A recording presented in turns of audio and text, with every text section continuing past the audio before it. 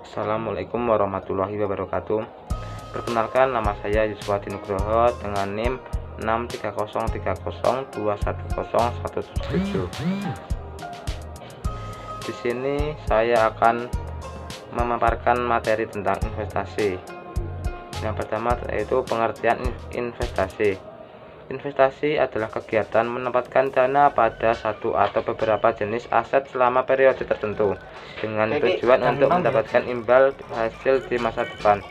Dengan kata lain, investasi adalah aktivitas menanamkan modal ke dalam bentuk aset tertentu agar nilai aset yang lebih besar dibandingkan aset awal penanaman modal. Orang atau pihak yang melakukan investasi yaitu disebut dengan investor atau penanam modal. Investasi bukan untuk mencari kekayaan dalam waktu singkat, tetapi investasi adalah salah satu cara untuk memenuhi tujuan keuangan. Tujuan keuangan yang dimaksud misalnya keinginan membuka usaha, menikah, menyekolahkan anak, membangun rumah, dan lain-lain sebagainya. Yang selanjutnya yaitu ada jenis-jenis investasi. Yang pertama yaitu investasi jangka pendek. Pada dasarnya, yang dimaksud dengan investasi jangka pendek adalah produk investasi yang dilakukan dengan cara menyetor atau menyimpan sejumlah dana pada instrumen investasi tertentu dalam kurun waktu yang cukup singkat. Jenis investasi ini memiliki periode yang cukup pendek dengan hasil return yang dapat dilihat setelah 3-12 bulan. Jenis investasi ini juga sering disebut dengan istilah investasi sementara atau sekedar untuk mengamankan dana yang dimiliki sambil menunggu munculnya peluang investasi lain yang memiliki return relatif lebih optimal. Setidaknya ada dua ciri yang membuat sebuah instrumen investasi bisa disebut sebagai investasi jangka pendek. Yang pertama yaitu investasi tersebut memiliki kualitas tinggi. Yang kedua yaitu instrumen investasi tersebut harus sangat liquid dan mudah dijual kembali. Meski secara sepintas investasi jangka pendek terlihat begitu sempurna, ada satu kekurangan yang dimilikinya dibandingkan dengan investasi jangka panjang. Investasi jangka pendek memiliki return yang relatif jauh lebih rendah. Ada macam-macam investasi yang masuk ke dalam kategori ini. Salah satunya adalah yang cukup populer yaitu reksadana. Yang kedua yaitu ada investasi jangka panjang. Investasi jangka panjang adalah penanaman aset dalam jangka waktu lebih dari 1 tahun dengan tujuan untuk menguasai perusahaan lain. Artinya, investasi jangka panjang memang membutuhkan waktu yang cukup lama, bisa sampai 1 tahun bahkan lebih dari 1 tahun untuk mencapai keuntungan yang tinggi. Setiap instrumen investasi yang masuk ke dalam kategori ini butuh waktu bertahun-tahun untuk mulai menghasilkan return. Tidak jarang seorang investor harus menahan dan menyimpan investasi ini hingga 10 tahun sebelum menjualnya dan merealisasikan return. Bahkan tidak sedikit investasi jangka panjang yang hanya dibeli tanpa dijual kembali. Meski membutuhkan waktu yang relatif lebih lama untuk menghasilkan return, investasi jangka panjang umumnya memiliki return yang lebih optimal dibanding jenis investasi jangka pendek. Namun, sebagai konsekuensinya, risiko yang ditanggung juga umumnya lebih tinggi. Untuk memaksimalkan potensi dari investasi jangka panjang, Anda harus memiliki modal yang cukup besar. Selain itu, Anda juga harus menerima fakta bahwa sebuah investasi jangka panjang bisa saja terus merugi selama beberapa tahun pertama. Karena itulah perlu analisis yang cukup mendalam sebelum memutuskan untuk mengambil jenis investasi ini. Ada cukup banyak instrumen investasi yang masuk ke dalam kategori investasi jangka panjang. Salah satu yang cukup populer yaitu investasi saham. Yang selanjutnya ada metode penilaian investasi.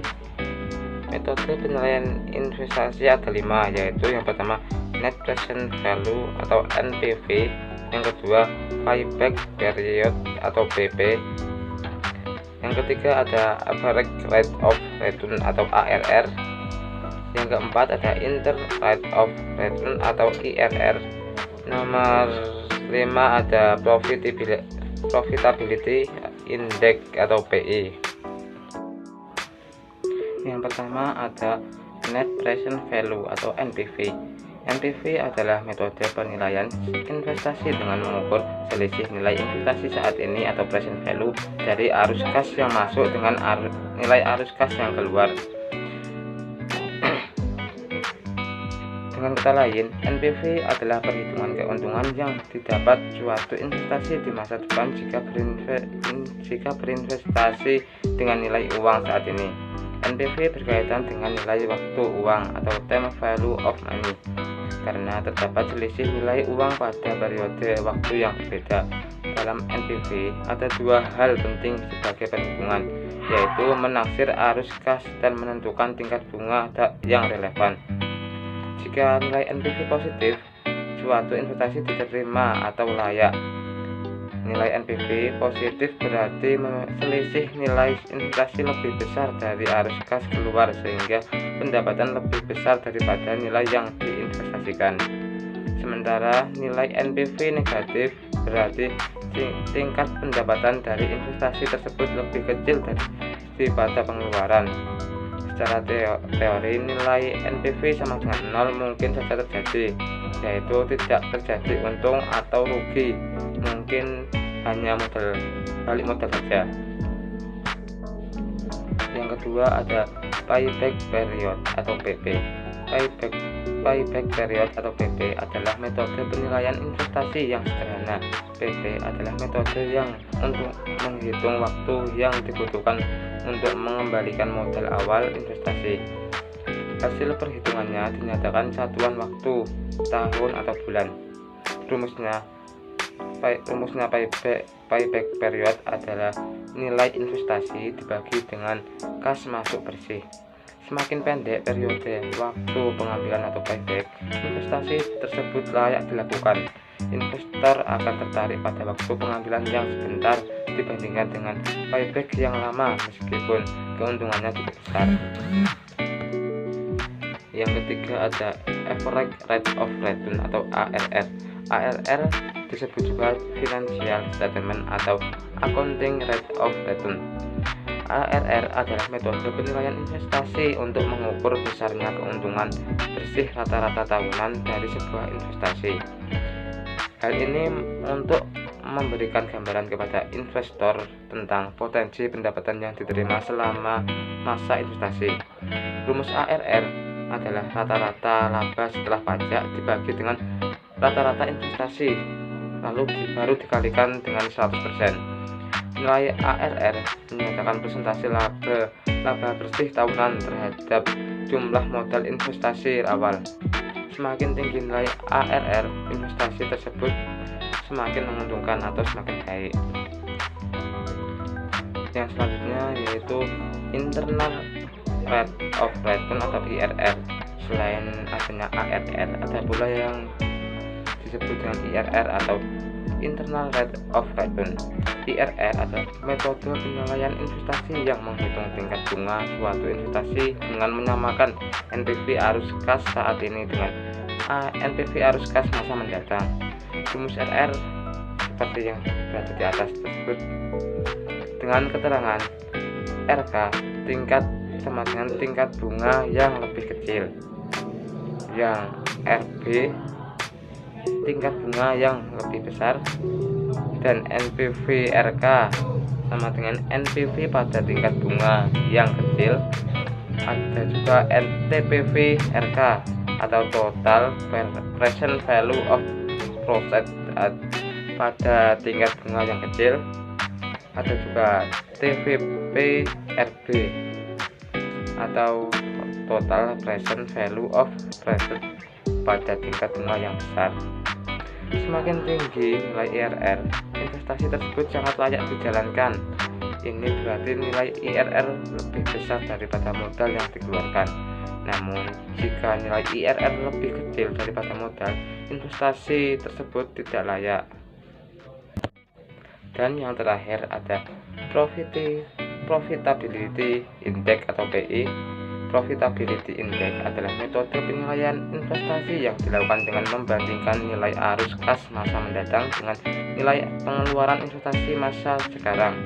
Dengan kata lain, PI adalah perbandingan present value atau PV kas masuk dengan PV kas keluar.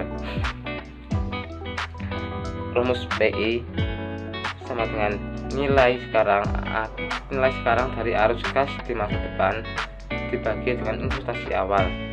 Nilai PI yang lebih besar dari 1 berarti investasi tersebut menguntungkan.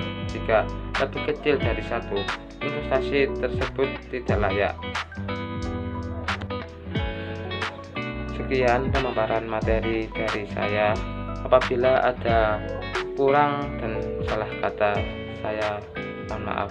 Saya akhiri. Assalamualaikum warahmatullahi wabarakatuh.